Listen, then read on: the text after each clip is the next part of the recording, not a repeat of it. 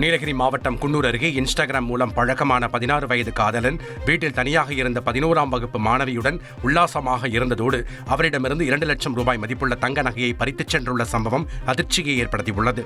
அரசு ஊழியரான தாய் ஊரிலிருந்து வீடு திரும்பிய போது மகளிடம் நகை குறித்து கேட்டபோது இந்த அதிர்ச்சி தகவல் வெளியாகியுள்ளது. இதனையடுத்து தாய் அளித்த புகாரின் பேரில் போலீசார் இதுகுறித்து விசாரணை நடத்தி வருகின்றனர். ஆப்பிரிக்க நாட்டிலிருந்து கடத்தி வரப்பட்ட 6 கோடி மதிப்புடைய கொக்கைன் சென்னை விமான நிலையத்தில் பறிமுதல் செய்யப்பட்டது.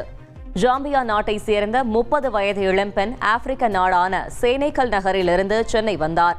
இவர் முன்னுக்கு பின் முரணாக பேசியதால் சுங்க இலாக்கா அதிகாரிகளுக்கு சந்தேகம் ஏற்பட்டது. அத்துடன் அவரது வயிறு பெரியதாக இருந்ததால் எக்ஸ்ரே எடுத்து பார்த்தபோது கேப்சூல்கள் விழுங்கி இருப்பது தெரியவந்தது. இதனையடுத்து ராஜீவ்காந்தி அரசு மருத்துவமனைக்கு அழைத்து சென்று அந்த பெண்ணின் வயிற்றில் இருந்த 12 கொக்கைன் கேப்சூல்கள் பறிமுதல் செய்யப்பட்டது.